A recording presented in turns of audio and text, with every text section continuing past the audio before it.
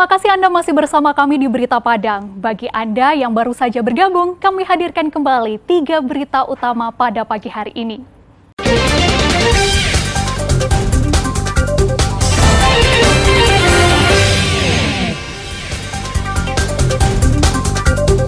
Dianggap berpihak ke salah satu calon wali kota, 15 ASN Pariaman dilaporkan ke Bawaslu. Relokasi korban bencana banjir dan longsor di Langgai, pesisir selatan, dibantu oleh seorang perantau. Razia mendadak di Lapas Muaro Sijunjung, petugas mencari senjata tajam, telepon genggam, dan narkoba.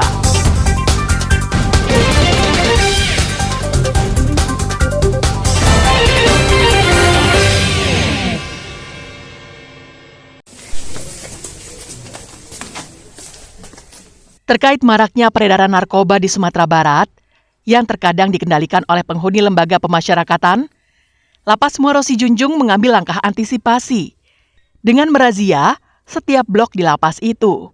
Petugas menggeledah dengan teliti setiap blok-blok kamar warga binaan. Petugas juga memeriksa badan penghuni kamar, lemari, kasur, hingga isi kamar mandi untuk mencari barang-barang terlarang, seperti senjata tajam, telepon genggam, hingga narkoba. Petugas juga memeriksa urin seluruh warga binaan untuk memastikan bahwa mereka tidak ada yang mengonsumsi narkoba. Menurut penanggung jawab Lapas Muaro Sijunjung, pihaknya rutin melakukan penggeledahan di kamar warga binaan. Bahkan, jumlahnya pun ditingkatkan dalam sebulan jika timbul kasus yang menonjol di lapas lain. Salah seorang warga binaan mendukung penuh kegiatan yang dilakukan oleh petugas lapas. Menurutnya, dengan seringnya razia, maka ketentraman dan ketenangan dalam lapas semakin terwujud.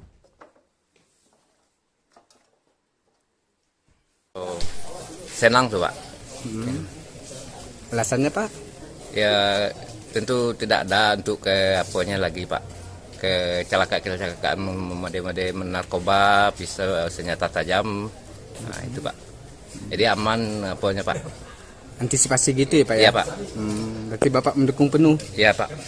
Kita juga deteksi dini ke sana. Jadi kita dari pihak lapas akan melakukan tindakan penggeledahan secara rutin dan terukur untuk kedepannya untuk antisipasi peredaran narkoba yang berada di lapas Sijunjung. Ya, tes urin merupakan kegiatan juga kita rangkaikan dengan penggeledahan, yaitu untuk melihat sampai mana narapidana kita bebas dari narkoba di dalam lapas ini. Selain sebagai antisipasi masuknya narkoba atau terlibatnya warga binaan, razia juga bertujuan agar barang terlarang lainnya tidak masuk ke dalam lapas. Robiham melaporkan dari Padang.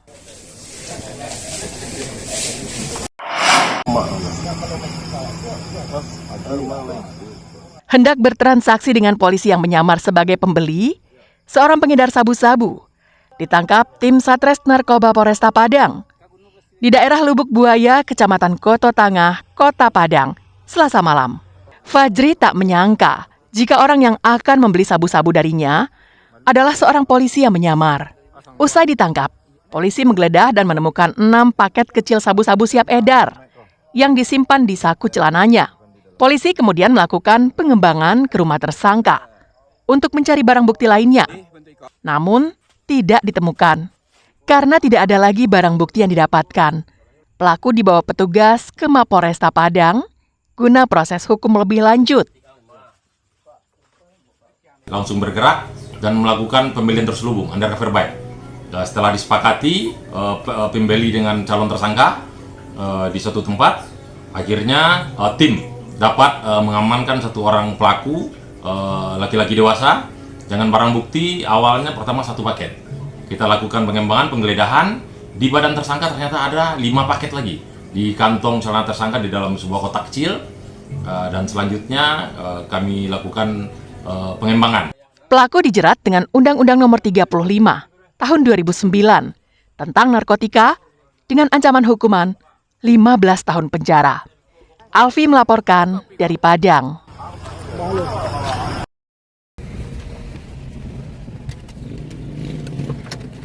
Polisi membekuk Herli Davidson, seorang pengedar sabu-sabu yang baru saja menjemput paket dari mobil travel Pekanbaru Payakumbuh di sebuah kedai kopi di daerah Sarilama, Kecamatan Harau, 50 Kota. Paket yang dijemput berupa kotak berisi kue. Namun jangan salah sangka, ternyata di salah satu kotak di bawah tumpukan kue ada satu bungkus paket besar sabu-sabu yang diperkirakan beratnya 20 gram. Sebelumnya, polisi dari Tim Sus Direktorat Narkoba Polda Sumbar mendapat laporan akan adanya pengiriman sabu-sabu dari Provinsi Riau menuju Payakumbuh menggunakan kendaraan travel.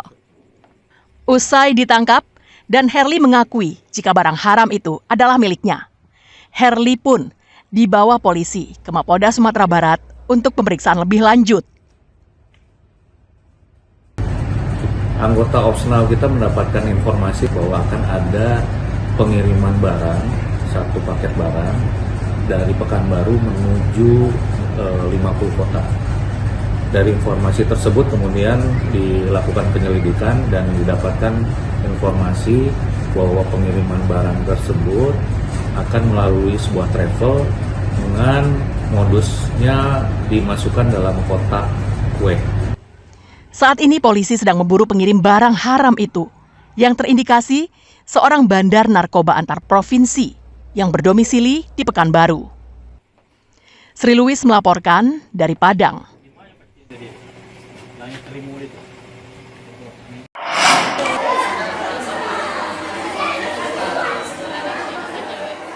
Memiliki anak berkebutuhan khusus atau ABK memerlukan perhatian khusus dari orang tua dan keluarga. Namun tak jarang, masih ada orang tua yang memiliki ABK belum bisa memahami cara merawat anak berkebutuhan khusus. Komunitas Pasukan Anak Berkebutuhan Khusus atau disingkat dengan Pansus menggelar kegiatan pembekalan materi tentang bagaimana menjaga kebutuhan gizi bagi ABK dan penyandang disabilitas.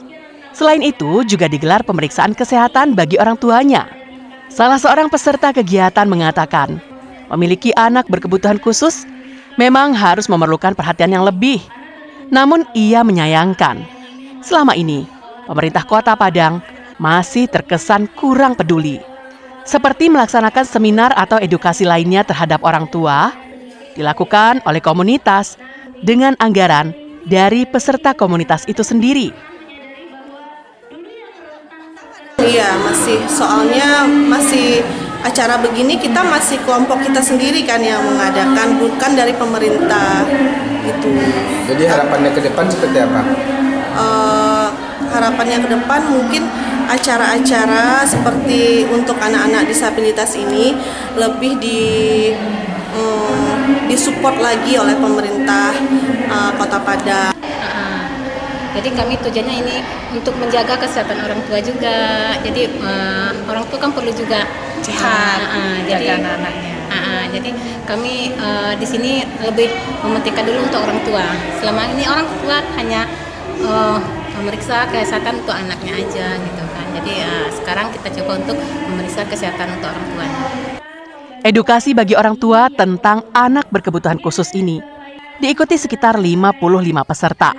Selain kegiatan edukasi dan pemeriksaan kesehatan, juga ada sesi berbagi pengalaman memiliki ABK bersama psikolog. Robiham melaporkan. Saudara, informasi tadi sekaligus menutup berita Padang pagi ini. Saya Fri Meriana beserta tim redaksi yang bertugas mengucapkan terima kasih. Sampai jumpa.